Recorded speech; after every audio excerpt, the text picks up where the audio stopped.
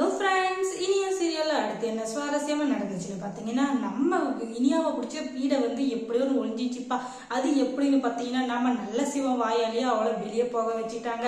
இதுதான் அவங்களுக்கு கிடைச்ச முதல் வெற்றி, முழுமையான வெற்றி. ஆனா இது ரொம்ப நாளைக்கு நீடிக்கும் மட்டும் நினைக்காதீங்க.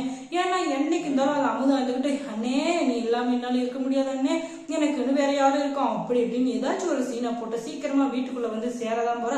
அந்த நாள் நடக்கதான் போகுது. ஆனா அந்த நாள் சீக்கிரம் வரக்கூடாது அப்படின்னு சொல்லிட்டு மட்டும் நம்ம வேண்டிக்கலாம். வேற என்ன பண்ண முடியும் நம்மளால?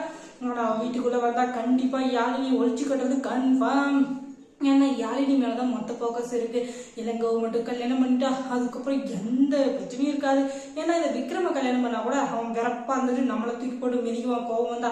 அதனால அவன் வேண்டவே வேண்டாம். இந்த இளங்கோனா கூட நம்ம சொல்றது கேட்டு அமைதியா இருந்துருவான். அதுவும் இல்லாம அவன் அப்பா செல்லல, அதனால அவங்க அப்பா என்ன சொல்றாங்களோ அதை மட்டும் தான் கேட்பான் அப்படி இப்படின்னு சொல்லிட்டு இவன் பிளான போட்டுட்டு இருக்கா. அந்த கோவத்திலே இவன் நேர கொண்டு வீட்டுக்கு போனதும் முதல்ல போனை எடுக்கிறா. யாருக்குடா போனா பண்றா அப்படின்னு சொல்லிட்டு பார்த்தா வேற யாருக்கு, அந்த மாயாக்கு தான்.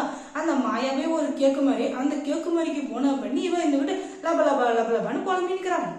ஐயோ மாயா இப்படி ஆயிப்போச்சே, இனிமே நான் என்ன பண்ணுவேன்? சோத்துக்கு லாட்டரி தான். இனிமே நான் என்ன பண்ண முடியும்? எனக்குன்னு யாரு இருக்கா? இவ்வளவு நாள் என் அண்ணன் தான் என்ன நல்லபடியா பாத்துக்கிட்டாரு ஒரு அப்பா ஸ்தானத்துல இருந்து. ஆனா இப்ப எனக்குன்னு யாரு இருக்கா அப்படின்னு சொல்லிட்டு புலம்பி தள்ளி நீலி கண்ணீர் படிக்கிறா. அதை உண்மைன்னு நினைச்சுக்கிட்டு நம்ம மாயா இருந்துகிட்டு, நீங்க எதுக்கு கவலைப்படாதீங்க, விக்ரம் மட்டும் என்ன கல்யாணம் பண்ணி வச்சுட்டீங்க, அதுக்கப்புறம் நீங்க நினைக்கிறது எல்லாமே நடக்கும், அதுக்கு மேலேயும் நடக்கும் அப்படின்னு சொல்லிட்டு சொல்ற.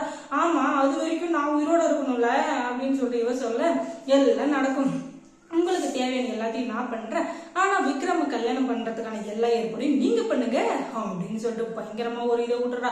சரி சரி நம்ம அதெல்லாம் பாத்துக்கலாம், முதல்ல இப்போது எனக்கு பசிக்குது, ஒரு 10 ரூபாய் அனுப்பு அப்படின்னு சொல்லிட்டு பயங்கரமா பேசிட்டு இருக்கா. 10 ரூபாய்னா 10 ரூபாய் இல்ல 10,000 அனுப்புனா அவன் நினைச்சு எல்லாத்தையும் வாங்கி சாப்பிட்டு நிம்மதியா இருப்பா. அதுக்கப்புறம் விக்ரமை எப்படி காலி பண்ணலாம், இனி அவ எப்படி காலி பண்ணலான்றத பத்தி யோசிக்கலாம் அப்படின்னு சொல்லிட்டு இவ பிளான் பண்ணிட்டு இருக்கா. அதுக்கப்புறம் என்ன நடக்குதுன்னா, மாயா வந்துக்கிட்டு ஓஹோ இந்த இனிய இப்படிப்பட்ட வேலையெல்லாம் பாக்குறாளா அப்படின்னா நாம கொஞ்சம் ஜாக்கிரதையா இருக்கணும். ஏன்னா அந்த வீட்டுல இருக்கிறவங்களே வெளியே தோத்திருக்கானா, இவளை நம்ம டீல் பண்றது ஜாக்கிரதையா பண்ணணும். அதுவும் இல்லாம முதல்ல விக்ரமோட மனசுல எப்படி நம்ம இடம் பிடிக்கிறது அப்படின்றத பாக்கணுமே தவிர நம்ம இனியாவை காலி பண்றதுல இருக்கக்கூடாது. ஒரு பக்கம் அது இருந்தாலும் இன்னொரு பக்கம் இது இருக்கணும் அப்படின்னு சொல்லிட்டு பிளான போட்டுட்டு இருக்கா.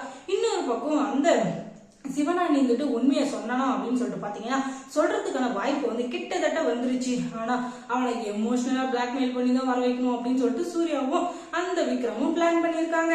அதுக்கப்புறம் இனியா சீரியல்ல என்ன சுவாரஸ்யமா நடந்திருக்கும் நீங்க தெரிஞ்சுக்கணும்னா நம்ம சேனலை சப்ஸ்கிரைப் பண்ணுங்க. அதோட பக்கத்துல இருக்க அந்த பெல் ஐக்கனையும் கொஞ்சம் கிளிக் பண்ணி விடுங்க. தொடர்ந்து இந்த சேனலுக்கு சப்போர்ட் கொடுங்க.